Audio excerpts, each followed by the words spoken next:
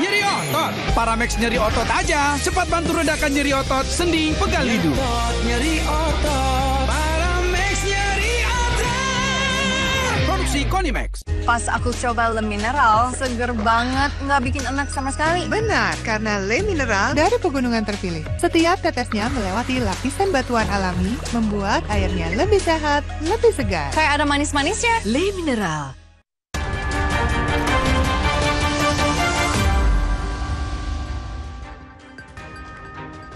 Anda kembali di Berita Utama bersama saya Jihan Novita.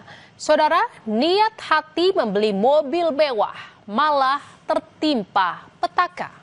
Bukannya pulang membawa mobil yang diidamkan, sepasang suami istri dan dua rekannya justru diculik dan disekap di sebuah rumah di Pondok Aren, Tangerang Selatan, Banten. Tak hanya disekap, saudara, 3 orang korban juga harus menderita akibat penyiksaan yang bertubi-tubi dari para pelaku. Apa sebenarnya yang diincar para pelaku dari korban hingga harus menculik dan menyiksa mereka?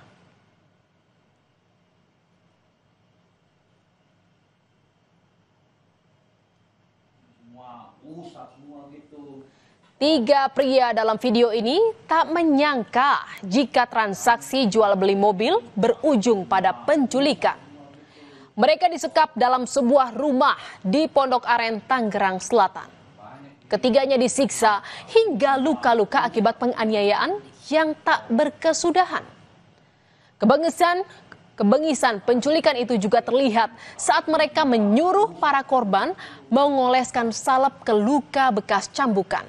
Nasib naas itu dialami para korban usai melakukan transaksi jual beli mobil di daerah Pondok Aren dengan pelaku. Tak disangka, saudara, saat pertemuan para korban justru dibawa ke salah satu rumah untuk disekap dan disiksa. Saudara, peristiwa bermula ketika 4 korban yakni Indra dan istrinya Desi serta 2 rekannya hendak bertemu tersangka Nunung di sebuah angkringan di Jagakarsa pada Sabtu malam 11 Oktober. Pertemuan itu untuk transaksi jual beli mobil Alphard tahun 2021. Setelah bersepakat, Indra pun mentransfer uang muka kepada Nunung sejumlah 49 juta rupiah. Dan saudara, tak berselang lama, tiba-tiba beberapa rekan Nunung datang dan langsung menculik korban. Di mana mereka juga merampas ponsel dan tas milik korban. Para korban sempat berteriak dan memberontak. Namun, para tersangka mengintimidasi para korban dengan perintah untuk kooperatif sambil memasukkan keempat korban ke dalam mobil dengan mata ditutup kain. Para korban dibawa ke rumah tersangka MAM di Tangerang Selatan. Setibanya di sana, saudara, korban dikurung di kamar lantai 2. Namun, kasus ini akhirnya terbongkar setelah salah satu korban berhasil lolos dari penyekapan.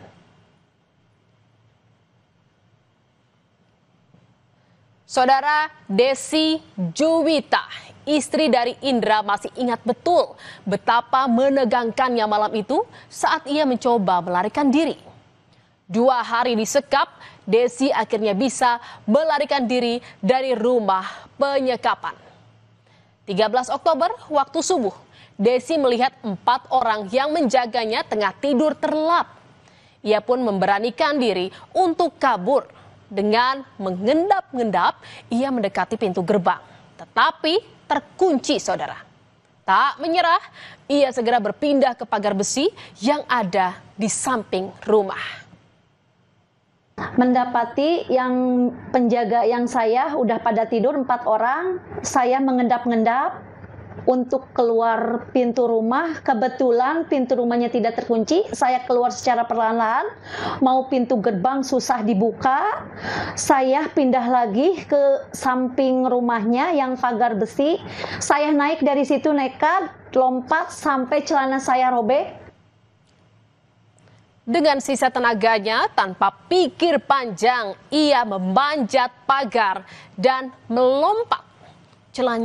Celananya pun sampai robek karena tersangkut pagar yang tajam. Usai berhasil memanjat pagar besi, Desi berlari secepat mungkin menjauhi para penculik yang mungkin segera sadar akan pelariannya. Beruntung saudara, Desi bertemu seorang pria tua yang menolongnya menggunakan sepeda motor.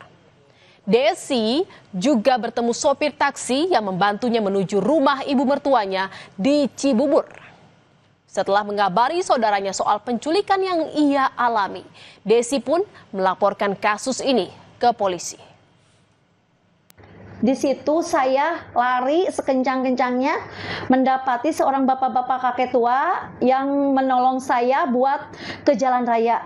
Dari situ nyampe rumah ibu saya telepon ke adik saya lewat HP mamah mertua saya, terus telepon ke kakak saya yang di Bandung. Langsung kakak saya Bandung suruh langsung laporan ke Kapolda Metro Jaya.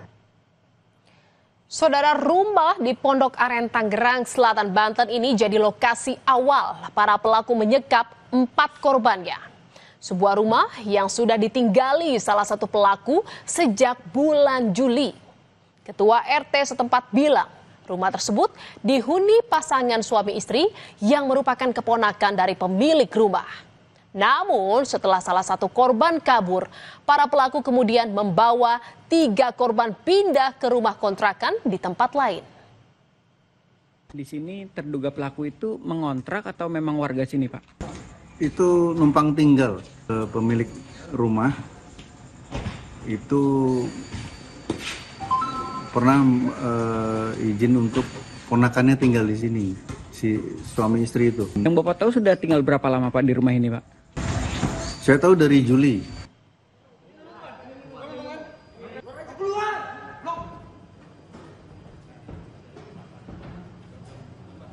Dan saudara, berkat laporan korban, polisi bergerak cepat menangkap pelaku. Nunung dan Adrian, pelaku utama kasus penyekapan dan penganiayaan, tak berkutik saat ditangkap polisi di salah satu apartemen di kawasan Setiabudi, Jakarta Selatan. Para pelaku ini ditangkap di pintu keluar apartemen saat berupaya melarikan diri. Sementara 3 pelaku yang bertugas mengawasi para korban ditangkap di rumah kontrakan. Polisi kemudian melakukan pengembangan dan menangkap 4 pelaku lainnya di sejumlah lokasi berbeda.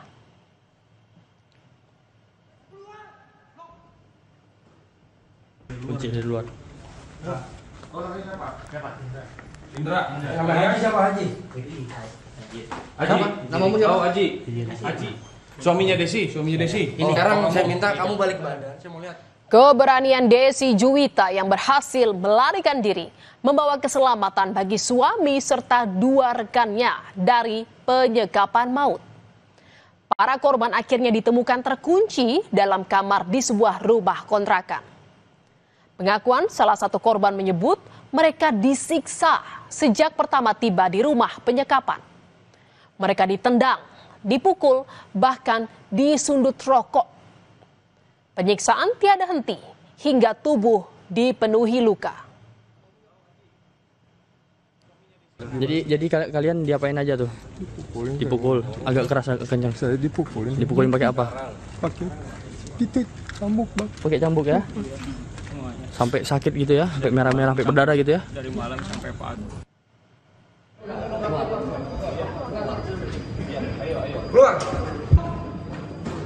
Dan saudara, polisi menetapkan 9 tersangka di kasus penyekapan dan penyiksaan bermodus jual beli mobil ini. Mereka memiliki peran berbeda.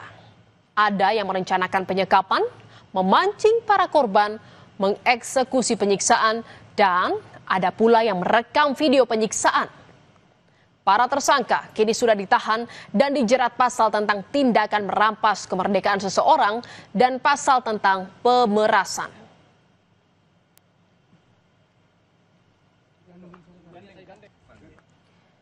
Dari hasil pemeriksaan, saudara, kasus ini berawal dari transaksi jual beli mobil mewah antara pelaku Nunung dengan pelaku Adrian dengan uang DP sebesar 75 juta rupiah.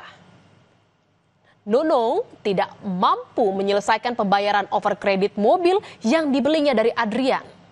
Kesal tak kunjung dibayar, Adrian mengancam dengan menyandera Nunung.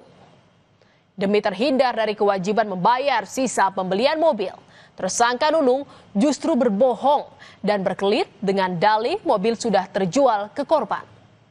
Namun, uang pembayaran belum diberikan. Provokasi inilah yang akhirnya mendasari aksi penyekapan dan penganiayaan yang dilakukan para pelaku terhadap 4 korban.